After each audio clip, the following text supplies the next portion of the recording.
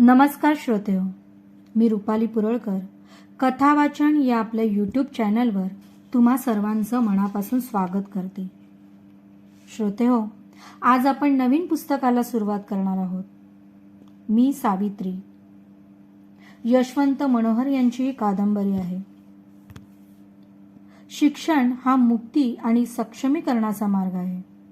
महिलांचे हक्क हे विशेषाधिकार नसून मानवी हक्काचा एक मूलभूत पैलू आहे. महिलांना शिक्षित करून आपण पिढ्यांना शिक्षित करतो. सावित्रीबाई फुलेंनी महिलांसाठी पहिली शाळा चालू केली आणि आज आपल्या महिला या पुरुषांच्या बरोबर खांद्याला खांदा लावून प्रत्येक क्षेत्रामध्ये पुढे आहेत. अशा या सावित्रीबाई फुलेंना सर्वप्रथम आपण अभिवादन करूया आणि पुस्तकाला सुरुवात करूया. मी सावित्री, सावित्री ज्योतिराव फुले. भोवतीची ही सारी दुःख आणि कष्ट मला आई म्हणतात, माय म्हणतात, कोणी काकू म्हणतात, माता आणि महामाताही म्हणतात. खरेच मी संपूर्णपणे आईच आहे, पण लोकांना वाटतं मला माय म्हणावं. मी त्यांची सांस्कृतिक महामाता आहे आणि ते तसं म्हणतात. कधी वाटतं या रंजल्या गांजल्या लोकांसाठी मी काय केलं? मी फक्त माणसासारखं जगले. मी फक्त दीनदुबळ्यांना पोटाशी धरलं.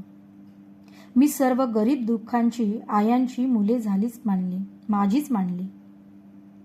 मी या सर्वांचीच दुसरी आई आहे, सांस्कृतिक आई, त्यांना मानवी संस्कृती देणारी. मी केलं ते एवढंच. पण तुम्हाच सांगू, या सर्व मुलांच्या तोंडून माय हा शब्द ऐकला की मला माझ्यातील मातृत्व फार मोठं झाल्यासारखं वाटतं. एखाद्या खऱ्या आईला याहून अधिक काय हवं असतं? 8-9 वर्षापूर्वी शेठजी गेले. पहाडासारखा माणूस गेला. गोरगरिबांचा आधारवड गेला.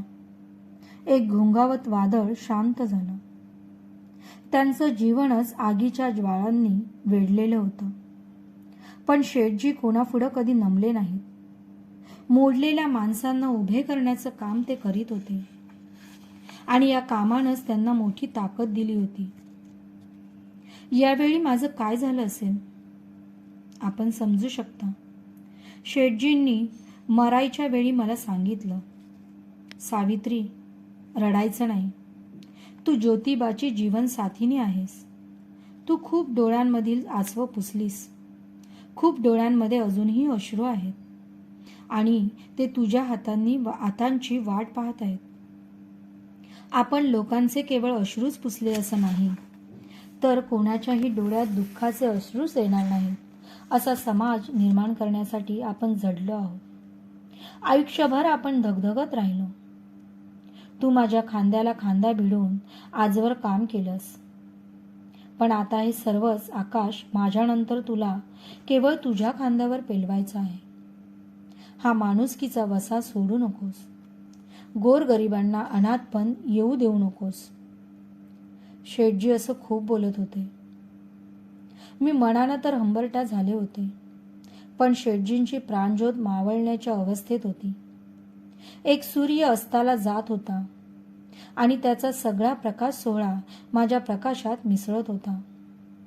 मी त्यावेळी निर्धार केला, आपल्या आयुष्याची वाट ठरलेली आहे. अखेरचा श्वास सोबत आहे तोपर्यंत गरिबांच्या दुःखांशी सुरू केलेला हा झगडा थांबवायचा नाही. कसं जगायचं? तर हा झगडा शेठजींच्या मृत्यूनंतरही थांबणार नाही असं जगायचं.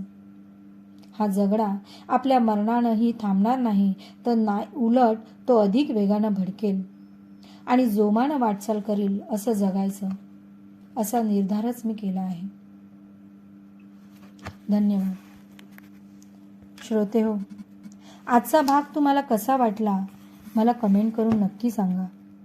आणि तुम्ही माझ्या चॅनलवर जर नवीन असाल तर सबस्क्राईब करायला विसरू नका आणि बाजूला दिलेलं बेल आयकॉन प्रेस करा, जेणेकरून माझ्या नवीन व्हिडिओज सर्वात आधी तुम्हाला येतील.